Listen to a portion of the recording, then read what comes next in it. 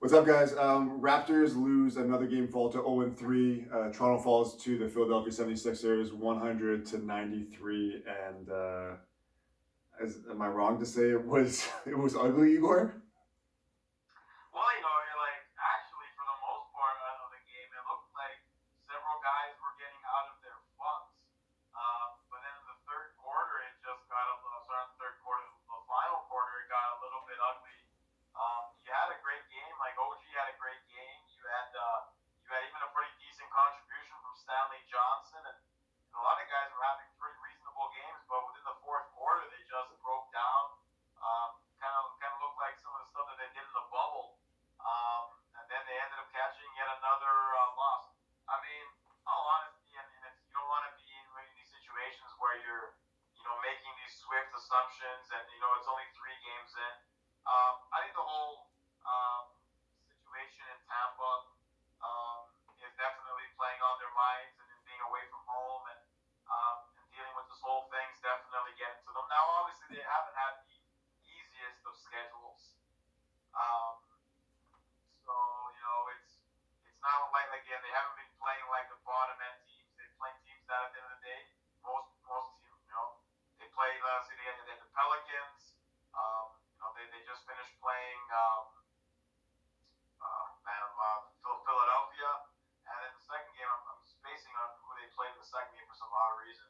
Same, I don't remember off the top of my head who they played. But yeah, Yeah, Raptors. off the top of my head, it's all playoff level teams, so they're not playing bad teams to start the season. Just what's an overall factor of they played San Antonio. I know it was That's right. they played, but who at the end of the day probably won't make the playoffs, but it's also a tough road game going to San Antonio and getting anything out of there anyways, especially for an Eastern Conference team.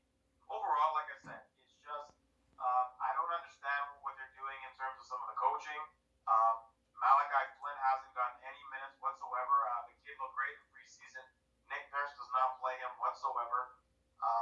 I have no idea what's going on. Stanley Johnson played a ton today. He was stapled to the bench last year. I think he played over 20 minutes. They're definitely missing the presence of Ibaka in there. I think Gasol's pretty much done, so I'm not going to take it that they're missing Gasol a ton out there, because Gasol to me is pretty much on his last legs. Even for the Lakers, I've been watching some of their games.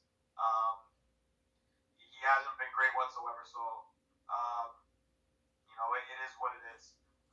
And again, Boucher had a great game against San Antonio. He played like I think it was like 3 minutes today, or something like that, like under 10 minutes. It doesn't make. But he can't. I don't want to defend Boucher there only because what I saw today, like Dwight Howard was covering him, or Dwight Howard was on the offense, and Boucher was guarding him, and just like he's giving up way too much size there, way too much size. Absolutely. And with Embiid's bigger than he is. Embiid's probably like 280.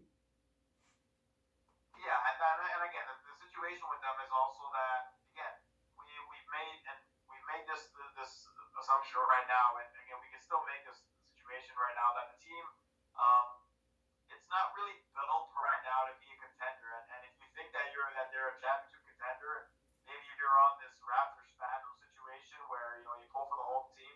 All in all, um, like they're a 6 seed. We've discussed this. I don't think they're a legitimate contender as built. And then there's talk about we go get James Harden. That's not gonna. We talked about this in the last podcast. That's not gonna solve all their problems. Their biggest problems right now is that their defense isn't great. Like this is the third time in a row that teams have gone over the century mark. The Raptors were pretty good at limiting that last year. Their defense right now isn't where it needs to be, and that's been one of their biggest issues. I think Nick Nurse hasn't been doing a great job coaching. I don't understand some of these decisions, but overall, it's a rough start. And in a condensed season, it's one of those things where they better get their quote unquote butts in gear, because if they get off to a real bad start in a condensed season, they might be in some trouble if you making the playoffs. And again, if you're not going to contend, and I'll give this back to you in a second, if you're not going to contend, like let's say that you're a 6 seed, or and you're going to say you get bounced in the first round. Truthfully, I'd rather tank. I'd rather tank to get a top-notch draft pick and shoot for the moon, and try to get a legitimate start and turn the franchise. Because as built, like let's be honest, they're not winning much.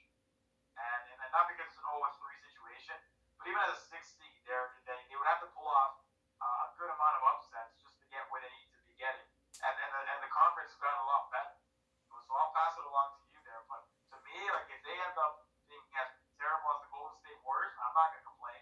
Like they could use a top notch draft pick and then revamp because the teams are like Kyle's getting old. The team needs to getting or it needs to reshape soon anyways. But I'll pass it along to you and get your thoughts. Well, I just made some notes on the game as I was watching a bit of it. Like Pascal played a bit. I'll just go through some of the guys that stood out. So Kyle had 24, 8, and 9.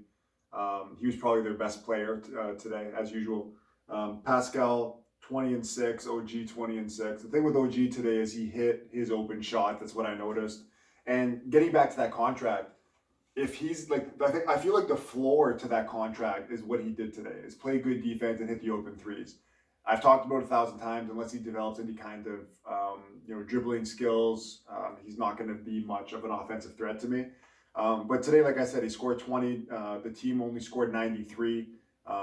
You were talking about their defense. I think their defense today was a bit better, and that might just be Philly also wasn't firing on all cylinders either. But to limit any NBA team to 100 points these days, I feel it's pretty good. Their offense has been a bit of a joke.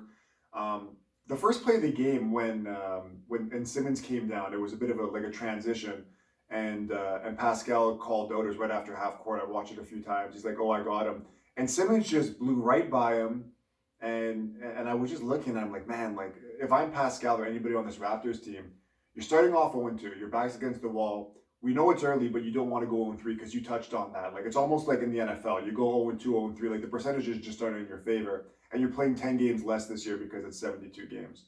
And I just didn't see that sense of urgency from him, like on that specific play. Now the guy bounced back; he had some better things, and I don't want to say like every play matters in a 72 game season, but when you're 0-2, like I feel like every play kind of does matter until you win a game, right?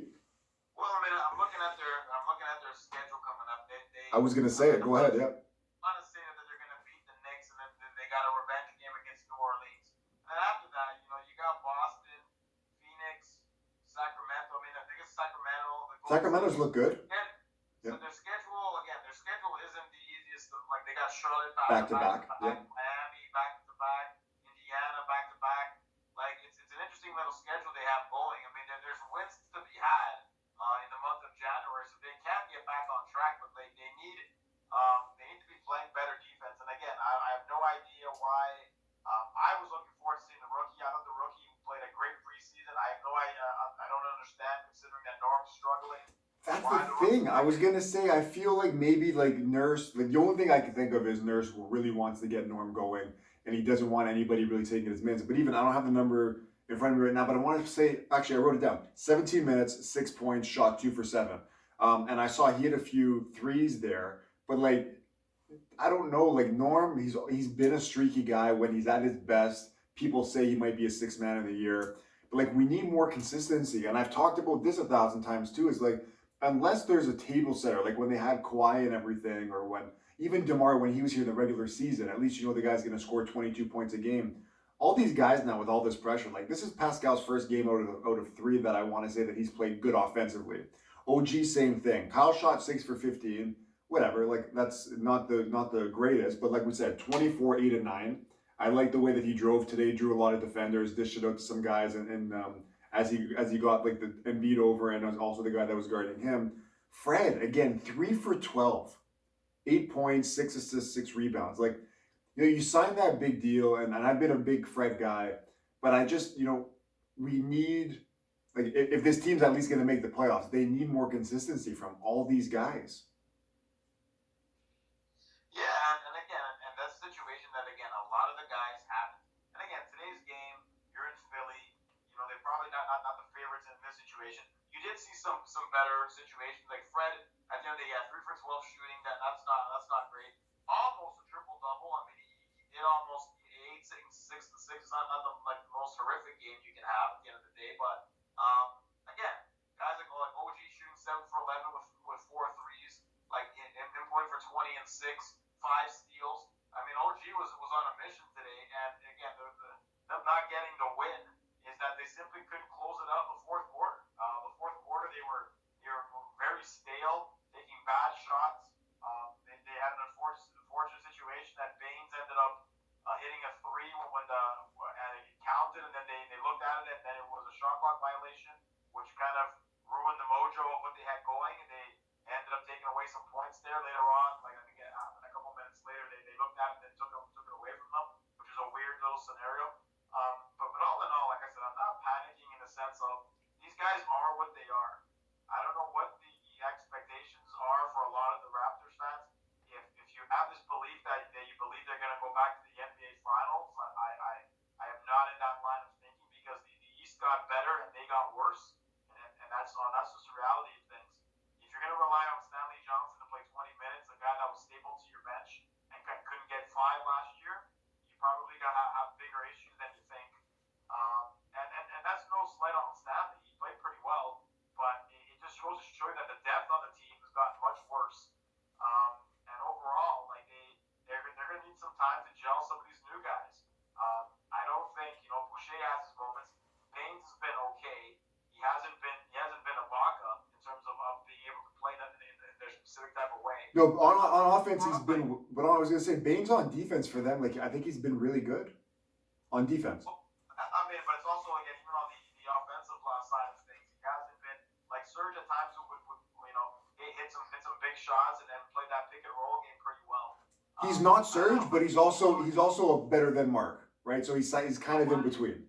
Like let's be honest here, man. We saw it on Sunday with the 50-point loss. It's just weird all over the place. It is. Like you have Cavaliers who are 3-0 and nobody expected that. 3-1 now. They just lost. Yeah. 3-1. They lost today. And overall, like it's just it's things that you're not expecting that are happening. And maybe it's just early season bugs for them and they'll work it out. But like I said, as currently constructed, they're not gonna win a championship or even make the finals, in my opinion.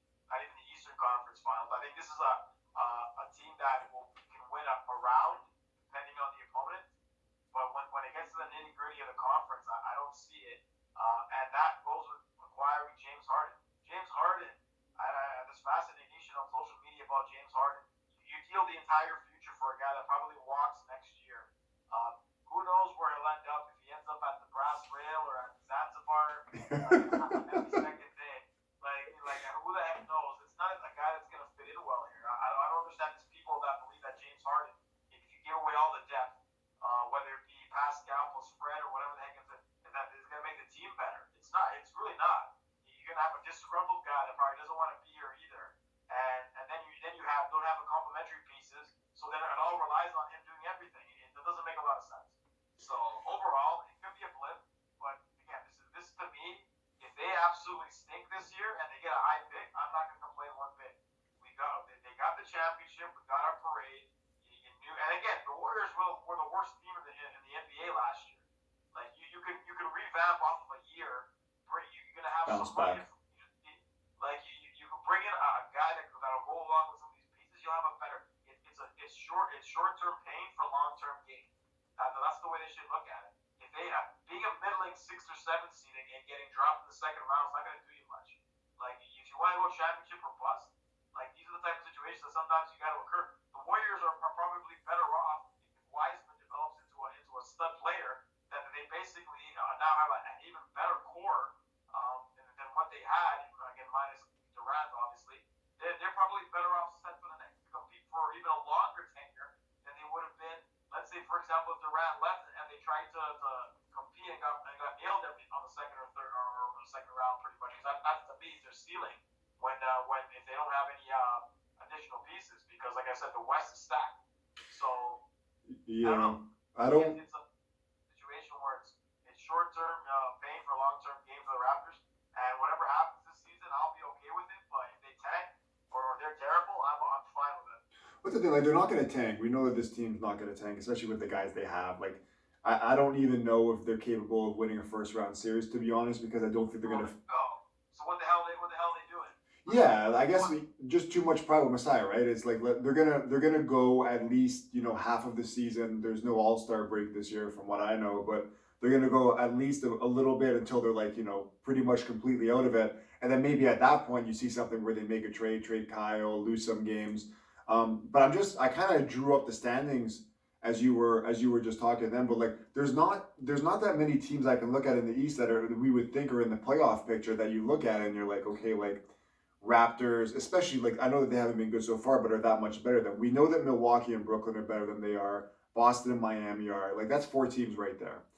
And then you're getting into teams like Philly, Indiana. Well, man, we gotta be, Embiid, Simmons, and then again you and I like the Curry move. Like overall, the Philly team on paper is more talented than the Raptors. Yeah. We gotta be honest about it. Yeah. You got two level. You got some people were like talking about how Pascal and Ben were starting to get on a similar level. The Raptors don't have a star guy like Embiid, and if in terms of overall talent, the Sixers have more talent than the Raptors.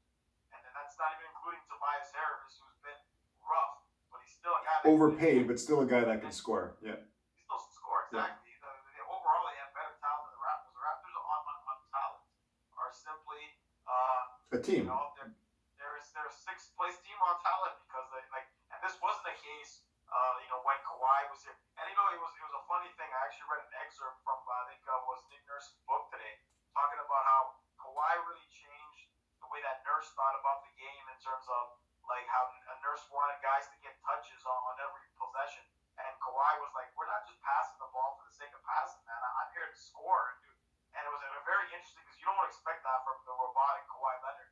But I'll tell you, they're again, and obviously every team would miss Kawhi Leonard. They're missing a lot of these factors. Not only the type of player that he was, but I think like behind the scenes in practice. I guess I don't know how much practicing he's doing in LA according to reports, but like they're missing a lot of that situation and a lot of this mentality. And I don't know, man. Like I said, we enjoyed the ride a couple of years ago.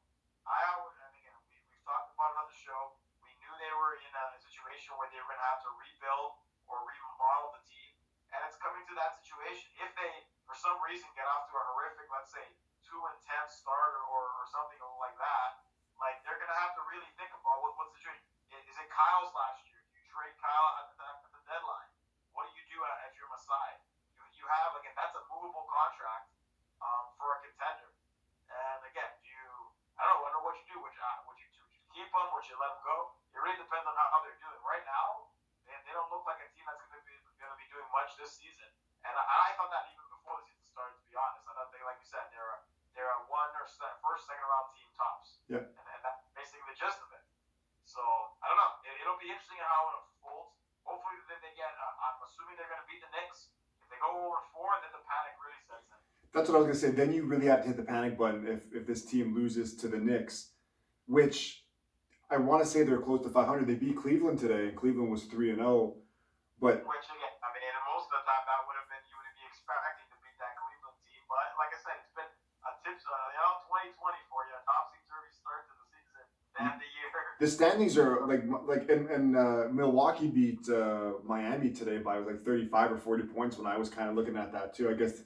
Not like it matters, but they got, the bricks beaten off them last year in the playoffs.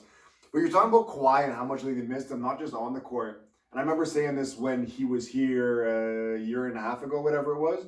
Just when I went to the games and I would just see the other team almost like in awe of him just being around. It's probably due to the fact that he doesn't say much either, and there's a bit of that like mysticism, but guys would just go up and we saw it with Norm and all these guys. Like it's almost like they look up and they're in awe just of his greatness. And this was before he won the title.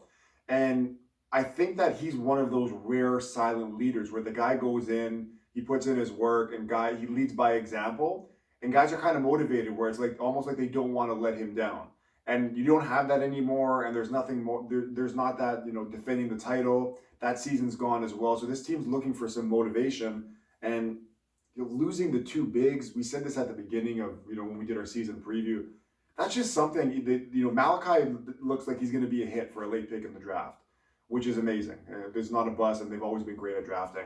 But they didn't address it really in free agency. I know they brought in Baines, and he's been, like I said, I think he's been a really good piece for them, especially for what they're paying him defensively. On offense, like I said, he's an upgrade over Gasol and a downgrade from Ibaka, but he is what he is. I just don't understand how Masai didn't go, maybe get us another pick, address this front court issue, unless maybe they're just thinking, we don't think we're going to have that great of a year. Everybody else got better. Let's kind of retool, use our draft pick, and then go from there. Well, remember, like the free agency class wasn't all that great in general. Like there were a couple of guys that that they were looked at upon. Like there's look at the free agency situation. I think the big fish were who by the end of it that didn't resign. I guess you had Harold to the Lakers. You had Ibaka that took off. There, there really wasn't a bunch of difference makers in terms of who you could have added. And again, we always have this issue, right? That the American players don't want to play. Well, Harold, it looked like he wanted to come to the Raptors. There was those reports he followed the Raptors on Instagram, which was really weird because it was like the only team that he ended up following. And he didn't sign for that much money with the Lakers. Obviously, you're going to the title contenders, and there was that beef with the Clippers going to the rival. He just left, but I think that a lot of Raptors fans thought that was a legitimate potential signing. Well, and I think that would have been a solid replacement for Serge. Yeah. But again, like I said, it's going to be their issue that the Raptors are going to either have to trade for individuals or draft. And again, it's those situations where I have no idea why Flynn isn't playing. I think that stuff's been going all over. I have no clue what's going on. I think they just have too many guards. I think it's really as simple as that, man. Because to me, is if the kid has legitimately proven that he can play, and he played some. So, and again, preseason, I completely get it. You're facing off against lesser players at times, and who are not rotation guys. But the kid looked like he again, when guys aren't playing well, like I mean, you just mentioned, like Fred hasn't had a huge flourish. He played 30, 35, 36 minutes tonight. You can play the kid and see what he's got out there. Like, they're again, Stanley Johnson doesn't play a guard spot at the end of the day, but like these situations don't make sense. Even Boucher after a great game against the Spurs gets no minutes. And you mentioned the whole Howard thing, which I completely he was getting eaten alive. You couldn't play him in this matchup. But again, at the end of the day, you can still give him some minutes when Embiid's not out there. I mean, Dwight Howard, worst comes to worst, like Howard, you send Howard to the free throw line, like he's probably like a 50% free throw shooter. You'll take that at the end of the day. Yeah, but what are you gonna do? Foul him the entire game? That's why like Len came in, because it's just you need guys that have that kind of body. You also have Boucher's ability to bring guys out. I mean, the Raptors are getting killed on the boards. You will also have Boucher's ability that he can shoot the three at a decent clip, and you at least can get Howard away from the paint. But I don't know. If you can't play Boucher in that kind of role, and you play him that kind of money, like what you're telling me is that if let's say the Raptors play the Sixers in the playoffs, that he's unplayable. But the bench warm for 3 minutes, can't be doing that. You got to play in formations that are going to allow him to succeed in lineups. You can't keep a guy on the bench paying him that kind of money because again, you know what he was. You know that he was lanky and he was going to get out muscled by a lot of bigger guys. You got to let him learn out there. I don't know. Again, Nick Nurse at times, I don't know what he goes through his head. I think I saw somebody write something last. I think it was the last couple of days that Nick Nurse was amongst the top tier coaches, even ahead of Pop. I personally don't believe that. I think Nick Nurse has a lot to learn still, and he makes some bonehead decisions quite a bit at times. But got the championship, and I guess that gives you a little bit more of some pull. He won Coach of the Year last year. I don't know. I'm not 100% sold on Nick Nurse, to be honest with you. But again, I guess we'll see how this year goes. But I would put Nick Nurse as a top tier head coach. But like I said, what do you mean? Like you don't think he's like a top, even like 7 coach in the league? Not top tier. I mean, they had until to me, it's blasphemous putting him ahead of Greg Popovich. That's been the Spurs coach for years and won a ton of championships and was probably the best coach in the NBA for barring Phil Jackson. I mean, that to me is blasphemous. You can say that Pop's getting old. Pop's basically also made got some Spurs teams that had no business getting to the playoffs in the playoffs. So to me, he's definitely not on Pop's level. No, I don't think anybody that would say he is kind of crazy. But I don't like how many guys can you name that are better coaches than him, right? It's Pop, it's Spoelstra, and then after that, how many guys really are you looking at? Like Snyder's a pretty solid coach, what he's done in Utah. But like how many guys? Also Boston's coach, drawing a blank, Brad Stevens. I think there was still be about 4 or 5 guys that have taken over. And again, Nick Nurse gets a lot of caveat for what he accomplished. And again, I'm still one of those guys that at the end of the day, and I'm a big Dwayne Casey guy. Had Dwayne Casey been able, and again, man, remember Dwayne Casey was the guy that shut down LeBron in that Dallas series because he was coaching that Dallas team. He had a player and Yeah, for but he him had the right chess pieces in that matchup too, right? Like you had Tyson Chandler, you had a lot of good defenders there. well, and He's a again, great defensive coach. but you talk to LeBron, LeBron will tell you straight up that Casey's defensive formation, and again, caused him to be a better player and caused him to go in the lab and look at what was done. Casey shut him down quite well there. You give Casey a guy like Kawhi over DeRozan. I think we're talking two separate things. I remember Casey did win Coach of the Year as a Raptor guy. So did Sam Mitchell. So did Nick Nurse. Well, and there you go. So you're telling me that if you're asking me, can Dwayne Casey have done the job that Nick Nurse did in that championship season? I'm telling you 100% yes. He just didn't have the personnel. And again, we're not gonna. This is gonna be another diatribe of 20 minutes about how Kyle and DeMar were chokers in the playoffs. But you give Casey Kawhi Leonard 2 years ago, and we're talking a complete. And LeBron's out of the conference. We're talking a completely different situation. But that's for here nor there. It's also basically we can't say that as for sure. But in my opinion, it would have happened. No, I think. But overall, Yeah. the Raptors team have a lot to again. It's growing pains with a lot of new guys in the lineup. And again, some tough matchups early. We'll see how the next game go. But yeah, they got to turn this around quick because if they fall a little bit too, there's a lot of teams like the Hawks. Like it's not going to be a gimme to make the playoffs. Orlando is undefeated. They're 3 or 4-0. It's a weird year. The Raptors being in Tampa, like they're in a rough situation because they're literally away from home. It's like playing road games all the time. Like they're very rough. And again, if it ends up being a rough year, I'm not gonna blame them. Like no fans, away from home the entire time. Yeah. Like I'm not gonna blame them. And that's why we said this in the season preview too. Like this is the year, COVID, not playing at home, no fans. This is the year where if you don't make the playoffs, I don't think anybody's really that mad. Like you mentioned earlier, like the Golden State kind of retool thing. Maybe sit some guys out a little bit longer, like they did with Curry. Could have came back, rest some guys, manage them. But just lastly, we were talking about Malachi, and I wanted to just kind of speak on. Because the thing is, their guard rotation, their guard hierarchy. So like Kyle and Fred, both of them in terms of tenure and what you're paying both those guys are going to average low to mid 30s for sure. You're not going to play them anymore just because of the condensed schedule and the back-to-backs. Those guys are going to handle the bulk of your minutes at the two guard positions. From there, like that Norm's going to get every possible chance to succeed because I'm not sure if he's in the last year of his deal. I think he might be in the second last year of his deal. I remember he signed a 4-year 40.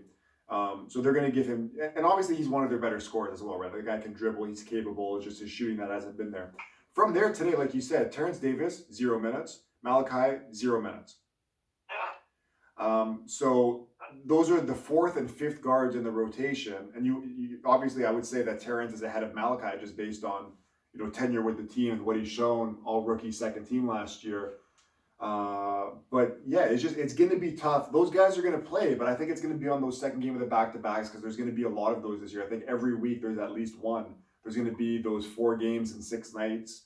That's where you're going to see the depth of this team. And that's when there's going to be you're talking about upsets and all these, landslide victory games. It's just going to be guys resting. We saw that with Brooklyn. Second game of a back-to-back, KD and Kyrie both out.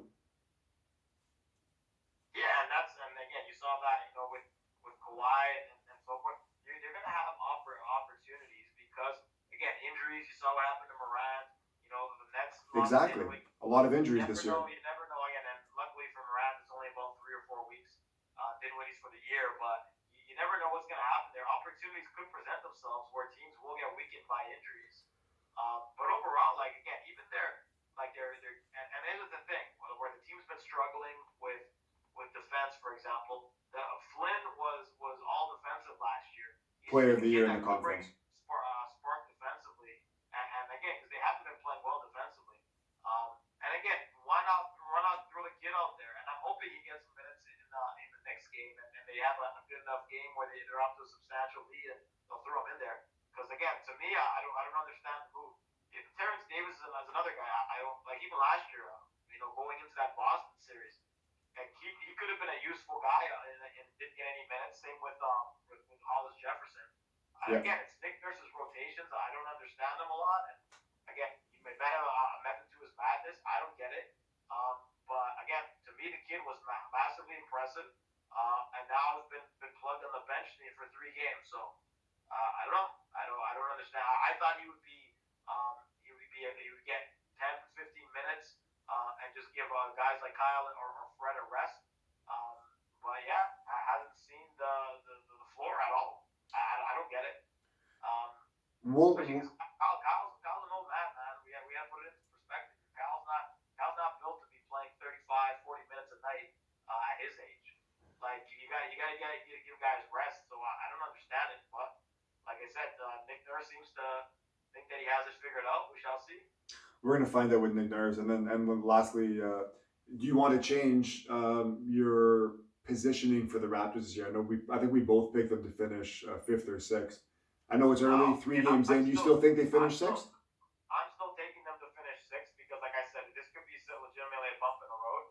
Like I said, if I'm wrong about the prediction and they absolutely end up being a lottery team, I'm perfectly fine with that because, like I said, I would rather try to shoot for the moon than be, a first round and out situation. I don't get the understanding. I think every team should be trying to win a championship. Yeah.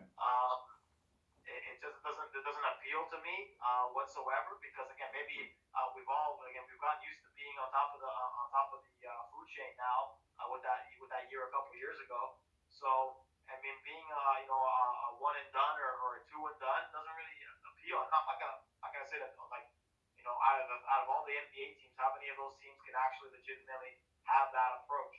Probably maybe at half a dozen that have realistic hopes of actually reaching this championship. Probably maybe 8.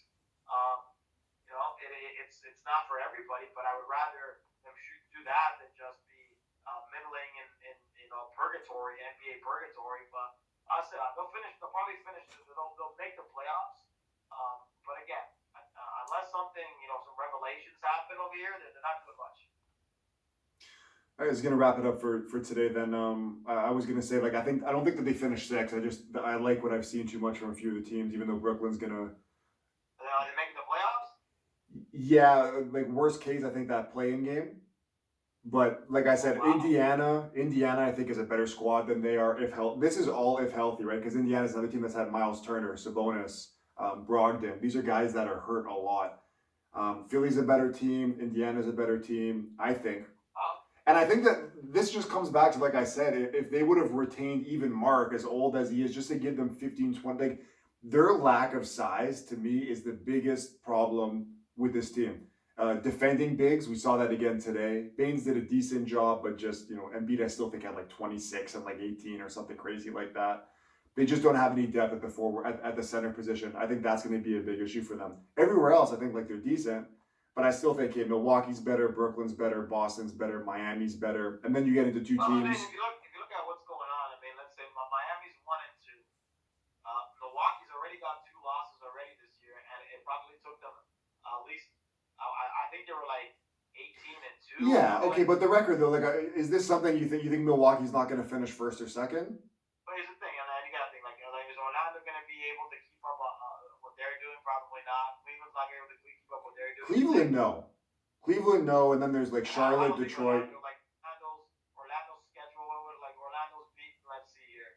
I mean, they beat Washington twice over, which isn't much. OKC Okay, so basically.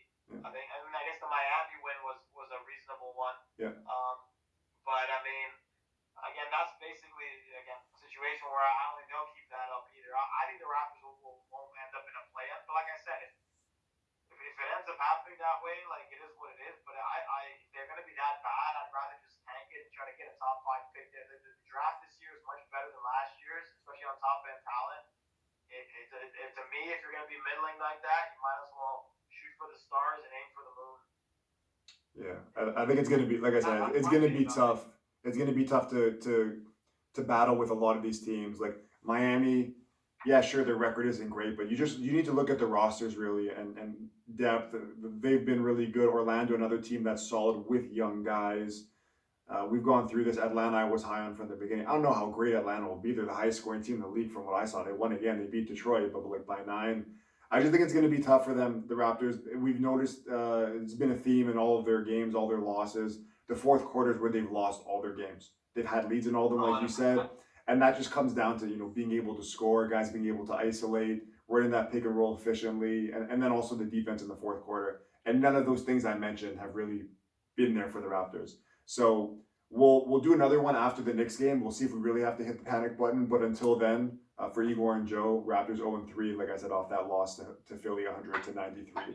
And we'll check up with you guys after that Knicks game. Take care.